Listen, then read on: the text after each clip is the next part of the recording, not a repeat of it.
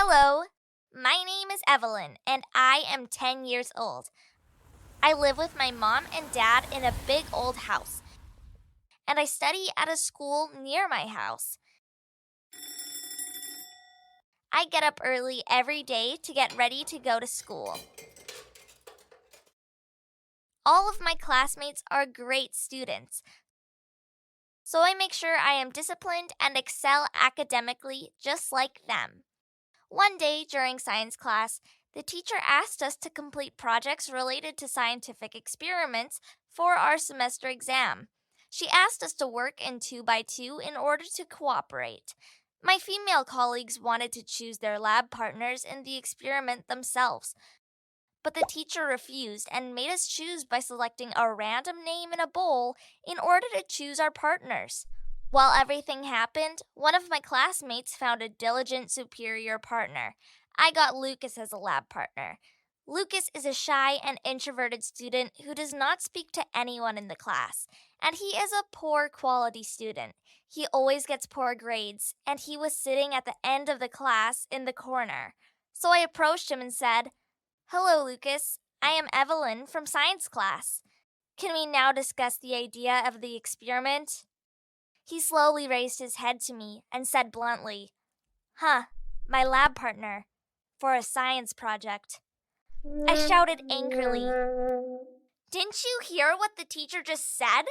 You and I have to work on the same experience, and I'm the type who likes his work to be great and neat.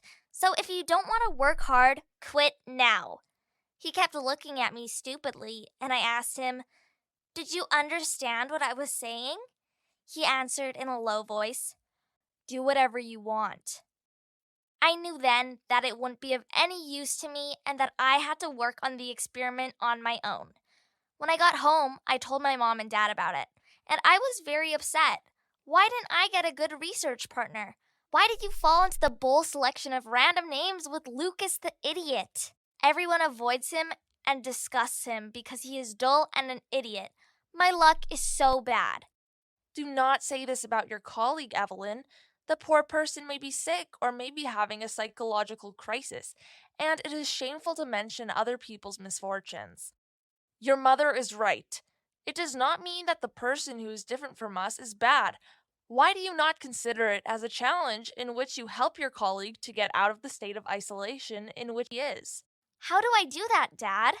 We will invite him to have lunch with us, and then you will work on your project here at home. That is a great idea. I will talk to him this evening. When I met Lucas in the evening, I invited him to lunch with us and then work on the experiment at our house at the end of the week. His response was as usual. Lunch. Home. This weekend.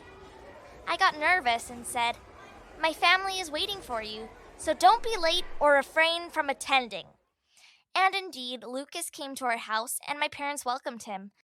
They sat him with us around the table and spoke kindly to him. They asked him about his studies, his hobbies, and his family, but as usual, he remained silent and looked up at us puzzled and confused. After we finished eating, my mother said to us, I cleaned the basement and prepared it for you in the morning, Evelyn, to work on the project with your colleague, Lucas. I have brought you all the necessary materials that you need for your experiment. "Thank you, Mom. Thank you, Dad." Now I'm going out with your dad to go shopping and buy some things while you work on your project. I headed towards the basement and said, "Follow me, Lucas, and let's get to work." I opened the side door in the hallway of the house and turned on the light and then went down the stairs. The basement was wide, and in the middle was a table with everything we needed for the science experiment. We started mixing solutions and writing notes. Suddenly, the electricity went out, and we fell into complete darkness. Do not worry. Perhaps my mother accidentally turned off the light because the light socket was installed outside in the corridor of the house. I went up the stairs and touched it because I didn't see anything. I found the basement door closed. I tried to open it, but I couldn't. It was locked from the outside.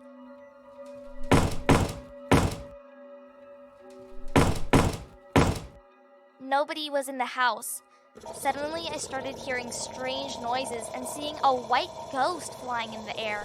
I screamed out of fear and called out to Lucas. Lucas, where are you? Do you hear that scary sound and see that flying ghost? Huh, a scary voice. A flying phantom. His stupid answer made me terrified, and I felt cold in the basement. Then felt a hand pulling me by my hair, so I started screaming and started crying a lot. Suddenly, the light came back, and I saw Lucas standing in front of me on the stairs. So I screamed from seeing him, and I shouted at him, You stupid idiot! What are you doing here? I almost died in fear because of the ghosts that were screaming, flying, and pulling me by the hair. Lucas looked at me with astonishment and said, Huh, ghosts? Those are the sounds of the interaction of chemicals and fumes rising from the chemical mixture. The one who is holding your hair is the door handle. Look, you have been turning the key in the opposite way, closing the door, and thinking you are opening it. Also, there is a light socket inside, but you couldn't find it from your confusion and fear. That's all. I focused on his words and found them logically correct, and I was very ashamed of myself. Lucas, who everyone considers an idiot and a fool, was smarter and wiser than me. I apologized to him for the hurtful words that I mentioned and asked him to be friends. I am very sorry, Lucas. I always thought you were just a poor student with no opinion or feelings. But now I admit that I was wrong, so forgive me. I promise to treat you from today with kindness and respect. Lucas blushed and started rubbing his head and repeating as usual. Huh, kindness, respect. We completed the experiment, and when my parents came home, I told them what had happened. So I thanked Lucas for his courage and good behavior. At school, I told all my classmates about what had happened, and their negative view of him changed, and he became a brave hero in their eyes. Then they asked him to become a friend to everyone. I knew from my experience that we should not judge others by their appearance or what people say about them, but we should test them and know their essence and character.